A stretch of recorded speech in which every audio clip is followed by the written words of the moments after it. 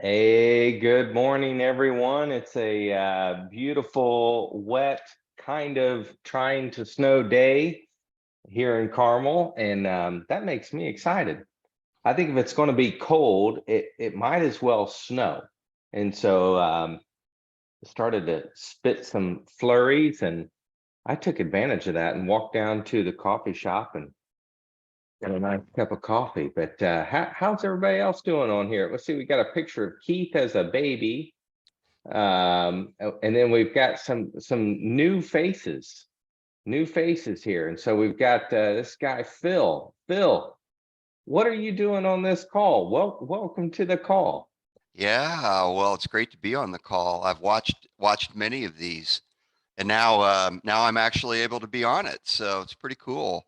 Yeah, I have the pleasure of now being a member of the Gimbal team. My first day was Wednesday, and hit the ground running. So Doug, that's the problem with snow. It gets a little slippery. So I'm okay with just like 34, 35 degrees. Well, Phil, welcome on board. Phil's got a great story. Phil has been in the investment business for a number of years now. But before you got into the investment business, Phil, tell us about your favorite financial consultant. Yeah, boy, you're taking me back to the early 90s, Doug. The boom boom, the go-go 90s as they called it. But yeah, that was when I was in my career in telecommunications with MCI. And one of the benefits of being in telecommunications is you had access to Federal Credit Union. And so I wanted to get a good deal on my banking and my financial management. So I signed up, and about that time, I had the opportunity to start doing some investing. And the gentleman who was working with clients at Telco happened to be none other than the infamous Keith Tyner. And so I got to know Keith in the early 90s as a client and had the pleasure of working with him for, I don't know, 14, 15 years before I made a pretty dramatic career change and actually got into this business. So I've known Keith for probably 30 years and always admired him as a financial advisor. His integrity and in particular stood out to me. And he always told you the way it was. And that really resonated with me. So when this opportunity came about, well, let me push pause there because then, Doug, I had the opportunity to get introduced to you in the early 2000s.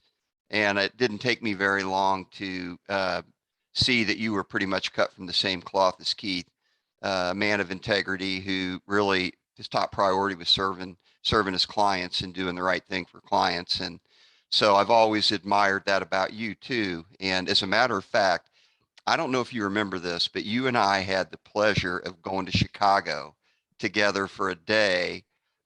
This was maybe 2011, 2012, probably somewhere in there.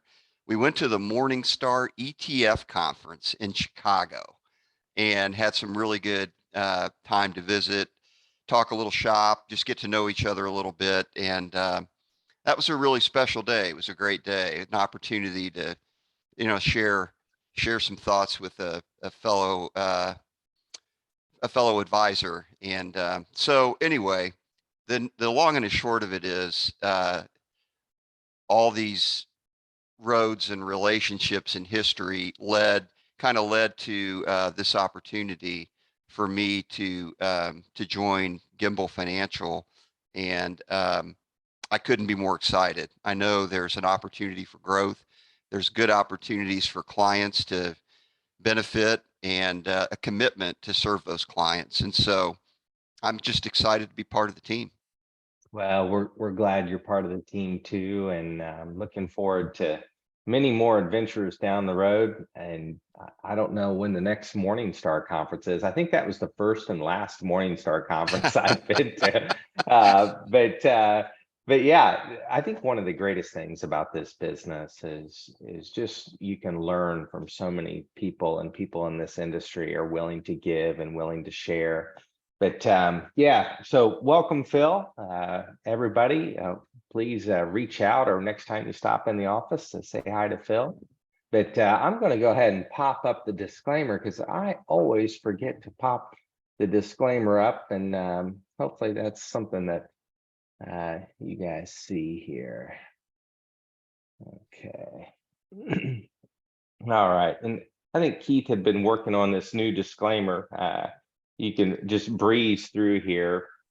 And the bottom line is, hey, we may be right, we may be wrong, but we do have opinions on things, and these are strictly our own opinions.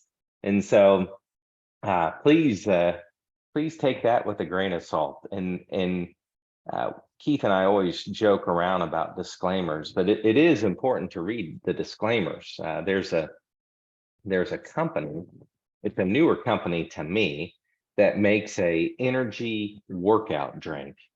And there's companies like Monster and Red Bull out there that market themselves as these high energy drinks. And I'm not sure, like, if you're having a Monster, if you have to drink that inside of a Dodge Charger, like with 500 horsepower or not. But those seem to go hand in hand. Whereas this energy drink is more like, hey, have one of these before you go to the gym. And so I thought, okay, I'm going to the gym today, I'm going to have one of these. And I did not read the disclaimers, but it had 200 milligrams of caffeine. And for me, that was like a lot at 2 o'clock. So I'm sure I was really annoying here in the office. But anyway, we are looking forward to getting started. And as always, one thing that I like to do is talk about the stock market and where we are and what's going on in the stock market. So let's take a peek here. As you can see, the stock market, had a peak, and then we've just been on this down slope, and it's been absolutely just brutal. Oh, wait, this is not 2023. This is 1975. And in 1975, Phil, do you know what happened in 1975? I know inflation was like out of control. Am I warm on that, Doug? Well, you might be. I mean, that's not where I was going. In Okay. 1975, I was born. Well, that's significant, Doug. Hey, I appreciate that. And so this is a chart of 1975.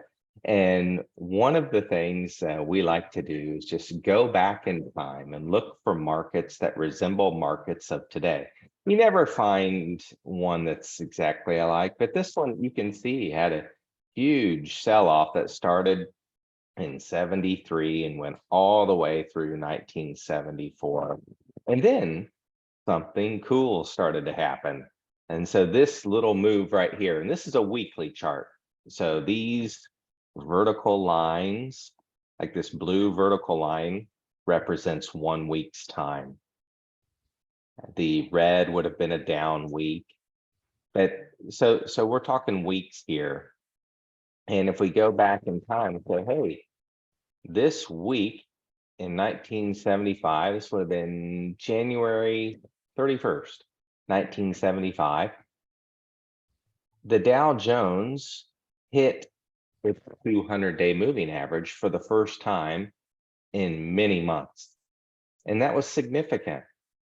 And just a fun thing to do is to advance our chart 1 week going forward. And you can see the power of this move once it crossed above the 200-day moving average. Down here, the volume was very high. It was off the charts. And the volume is basically just shareholders putting their money to work at an increased paces. And so the buyers started to come in, not Phil Byers, but the buyers started to come in and things started to look pretty good. It continued to power through. We're into March now.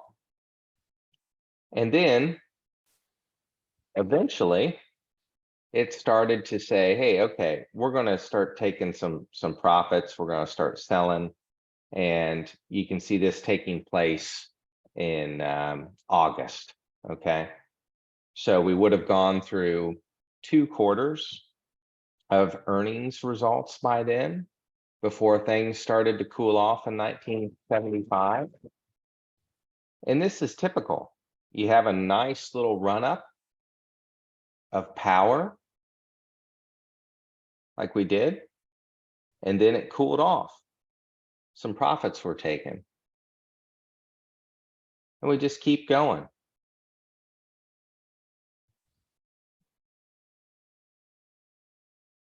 The buyers and the sellers were fighting for price right here, and then it took off again.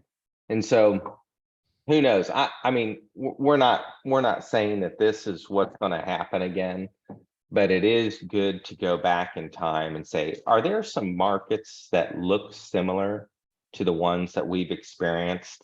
And history can tell you a lot. It can tell you a lot about, investors' tendencies and habits. And so Keith gave me a really great gift this week. We were having coffee talking about some business things, but he gave me a really great book, and he's given me these before, but it's the Stock Traders Almanac, the Stock Traders Almanac 2023 edition. And I'm sure y'all have seen the Farmer's Almanac, but the Stock Traders Almanac is just a huge collection of historical data.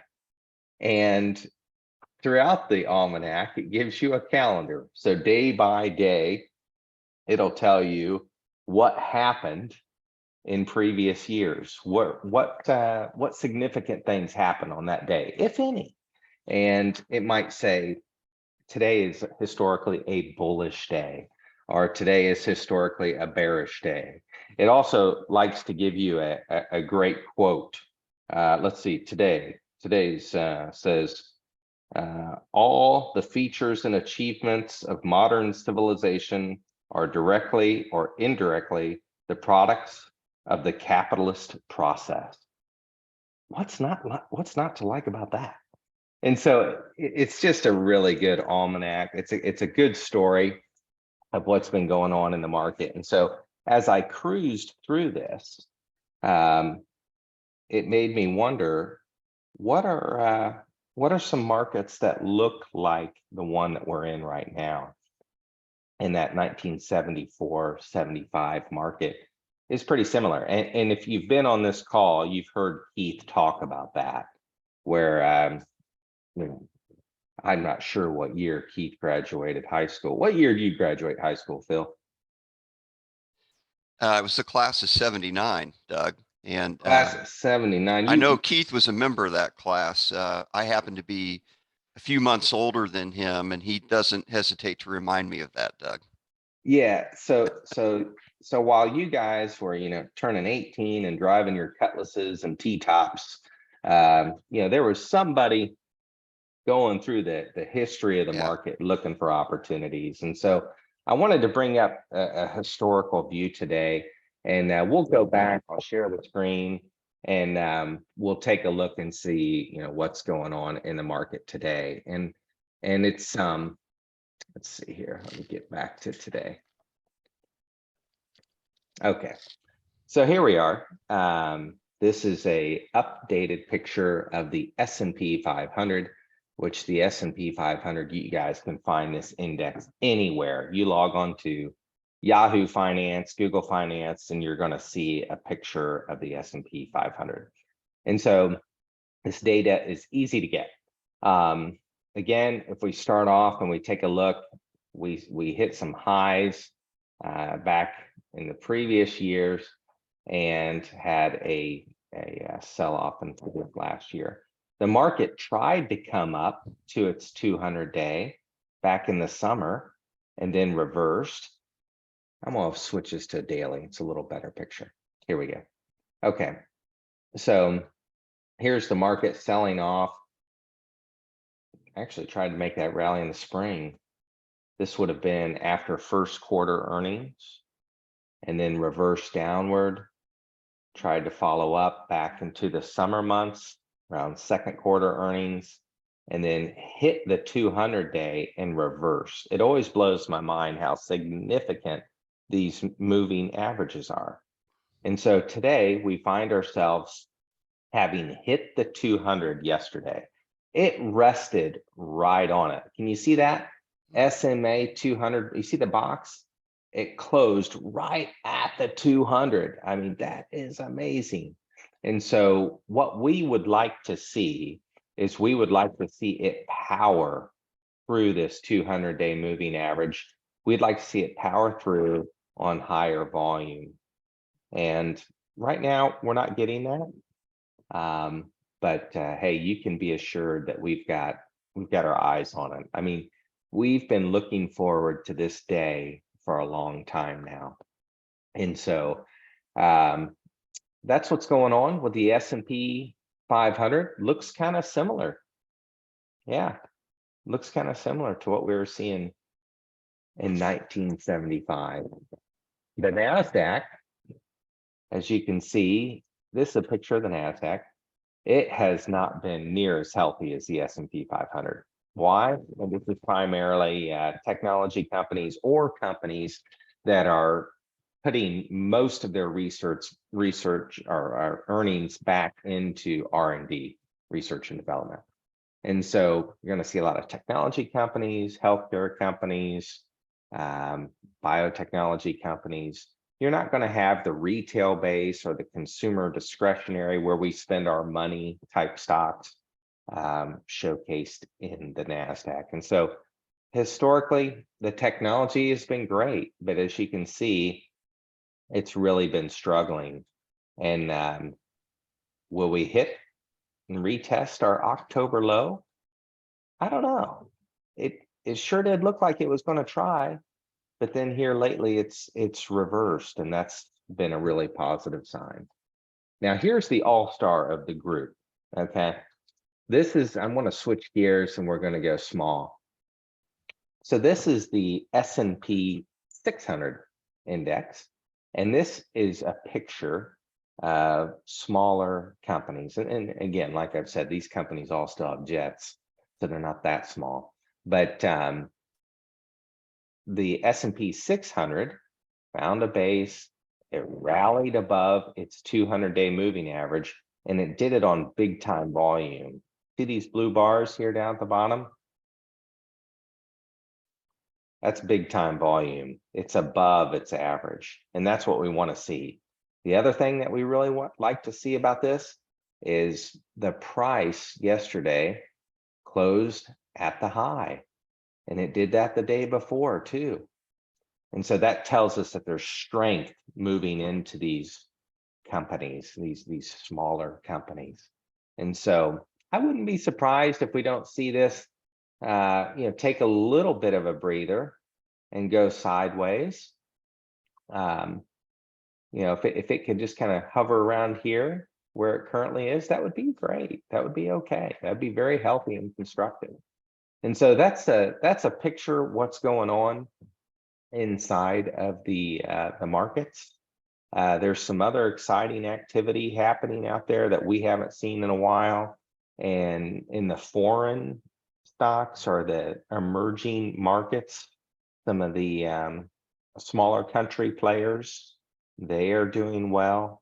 And several of those they do have some commodity influence, which has been helping them.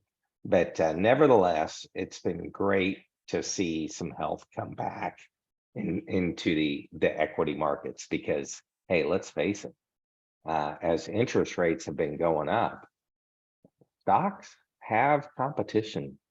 They've got competition that they haven't seen in a long time with fixed rates coming up. Your money markets, if you check on your savings account should be earning some interest. And it probably hasn't in a long time. And so it's good to see some of these fixed investments starting to reward the saver again. And so we will see as we push closer to that 5% rate that the Feds seem to be aiming towards. And we'll see what happens with expectations and earnings as well. Many of the stocks in the major indexes like the S&P 500, the NASDAQ, they're firing up their earnings season. And we're going to get to see how the results look. And like we talked about before, if I tell Caroline I'm going to be home at 6 o'clock and she's expecting me at 6, but I show up at 5:45, good stuff. She's expecting me at 6 and I show up at 8:30, bad. And it's the same way with the stock market. So we have these earnings forecasters who work for the big companies who are out there trying to get the best guesstimate on where Apple, Amazon, Netflix, Ford, where they're going to come in. What's the bottom line looking like?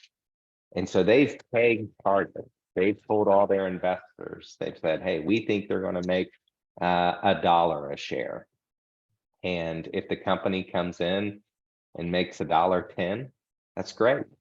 Earnings tend to lead stock prices. If the estimates come in higher than actual results, then that could be tough on markets as well. So we'll see. It's an exciting next several weeks ahead. A lot of news coming out from stocks themselves, and stocks will tell us the prices, the volume will tell us what we need to do.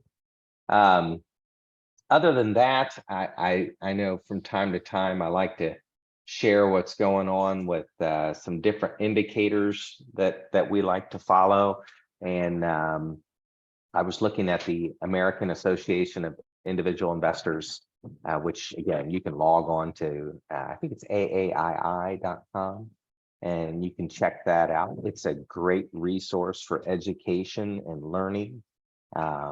Every week I participate in the investor sentiment survey, and the survey simply asks, where do you think the market will be 6 months from now? Have you ever done that, Phil? You ever participated in that? No, but I'm interested. So you'll have to show me how that works. I give my opinion. It's pretty cool. Yeah. And hey, listeners, you can get on there too if you want, but you can vote. Hey, I think the market's going to be up. I think it's going to be down, or I think it's going to be neutral. I don't think I've ever voted neutral. I just think that's, like I hear analysts and economists say all the time, we are cautiously optimistic. What the heck's that even mean? Yeah. And so the AAII survey, the American Association of Individual Investors survey, is it's a contrarian indicator, and it's been very much in favor of the bears for the past year. And what tends to happen is as the bears show up and are favored on that survey, markets historically have done well over the next 6 months. And so we'll see if that comes to fruition again. Another indicator that I like to look at is we talk about the 200-day moving average, like we went through on the charts. I like to look and see amongst the S&P 500 stocks, what is the percentage of those stocks as individual stocks above their own 200-day moving average. And right now that number has really crept up. It's about 65% of individual stocks are in the S&P 500 are above their 200-day moving average. That's very encouraging because deep into it last year, we got down to right around 11. And so that's been a positive thing too. So yeah, stay tuned. We'll have a lot more to talk about next week to see how things go. Lastly, my last observation is this: Keith and I went to a William O'Neill. I think I've got a William O'Neill book, right? Yeah, William O'Neill. This is probably the best investment book I've ever read. How to Make Money in Stocks. Great book. And if you ever want a summary of it, I'd be happy to share a cup of coffee with you and let you know the principles that we've learned here. But Keith and I went to a William O'Neill investment seminar in Santa Monica, and this was, I don't know, maybe 6-7 years ago. And one of the head traders was telling us that he had stellar investment performance until he didn't. And with his stellar performance, he started to feel pretty good about himself. He felt so good that he went out and bought a new Porsche 911. Nothing against a Porsche 911. That's my favorite car. I've even got my own right here. But he went out and bought a new Porsche 911. And on the plate, he made a vanity plate, and it was Market Wizard. Okay. And so right after that, he started buying a certain automotive company that was doing well until it didn't. And it just wrecked him. It wrecked his performance. It caused disruptions in sleep. I mean, it was very difficult. And the market can certainly humble us. And so we talk about psychology and the importance of taking care of yourself, protecting your mindset. And that's one of the lessons learned from my friend out in Santa Monica was just be careful. Make sure you're investing in your health and investing in peace and protecting your mindset. So as I was walking to go get a cup of coffee this morning, I got passed by a certain electric car, and on the back it had a vanity plate, and it made me think, you know what? I've seen a lot of vanity plates on the back of these electric cars. Have you ever noticed that? I mean, it seems like every Tesla out there has got some type of message to me on the back of the plate. And this one was, "You buy gas." And I thought, what a silly license plate. You buy gas? Okay, yes, great. I do buy gas. But do I leave my car running in the driveway at night to warm up the environment? No. And so, anyway, just be careful, protect your mindset, and be careful what goes in between the ears. But yeah, Phil, welcome to the team. We'll look forward to next week. Keith is heading down to Alabama. He's going to a wedding this weekend, and I'm really excited that he gets to do that. So we will see you all same time, same channel next week. Thanks for going back in the Wayback Time Machine to 1975 with us today. And hey, we'll look forward to seeing you next week. See you later.